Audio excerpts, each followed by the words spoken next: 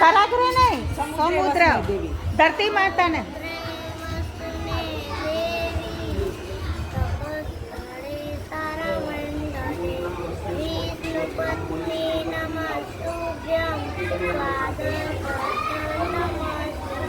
હવે પૂછવામાં આવે છે પ્રાર્થના દિવસમાં કેટલી વાર કરવાની? 3 વાર. શાબાશ. કરવી જોઈએ. હવે હું તમને એવું પૂછું છું કે પ્રાર્થના 3 વાર ક્યારે ક્યારે કરવાની? સવારે પછી બપોરે જમીએ ત્યારે.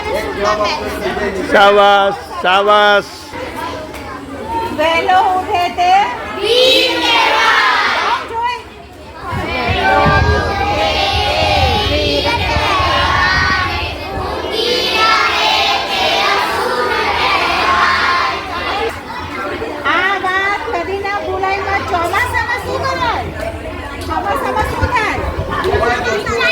ગીંજાઈ જવાય. ગીત ગાઓ. ગાઓ.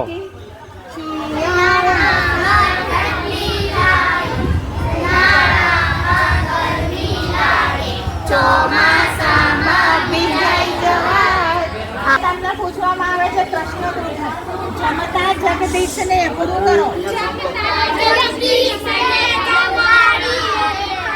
સરખું ગાઓ. જમતા જગદીશ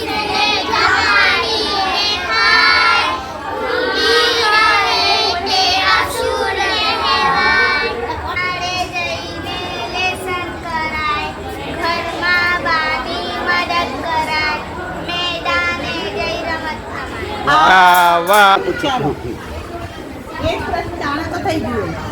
કબૂતર અને ઝાડની વાર્તામાંથી શું બોધપાઠ મળે છે આપણને? હા, વેરી ગુડ. મોટાની વાત માનવાની. બીજું એકતા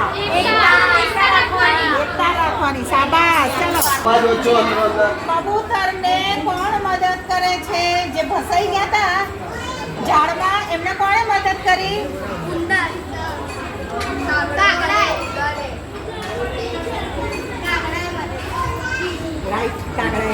કવિતામાં આપણને શું શીખવા મળે છે? લાલચ નહીં કરવાની. અને નિર્જીવ વિશેના પ્રશ્નો છે. બરાબર? માખી સજીવ છે કે નિર્જીવ? અરે વાહ, શાબાશ. જ્ઞાનેન્દ્રિયો કેટલી છે? જ્ઞાનેન્દ્રિયો કેટલી છે? 5. ચાલો એમને 10 માં. બરાબર? જ્ઞાનેન્દ્રિયો કેટલી છે? 5 ને નામ આપો. જો હરકો બોલજો ને તો ના કપાસ. એક જ ડિસ્કસ કરીને બોલો, ઉતાવળ કરો માં. એને બોલવા.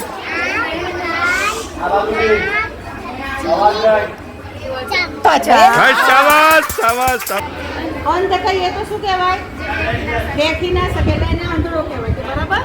તો એ અંધ વ્યક્તિની કઈ ઇન્દ્રિય કામ નથી કરતી? શાબાશ. ચાલો હવે અહીંયા કૃષ્ણ ગ્રુપ કર્મેન્દ્રિયો કેટલી છે? શું? ના બોલા સાચો. આ કોણ બોલું? 3 નથી. ચાલો 5. છેલ્લો પ્રશ્ન.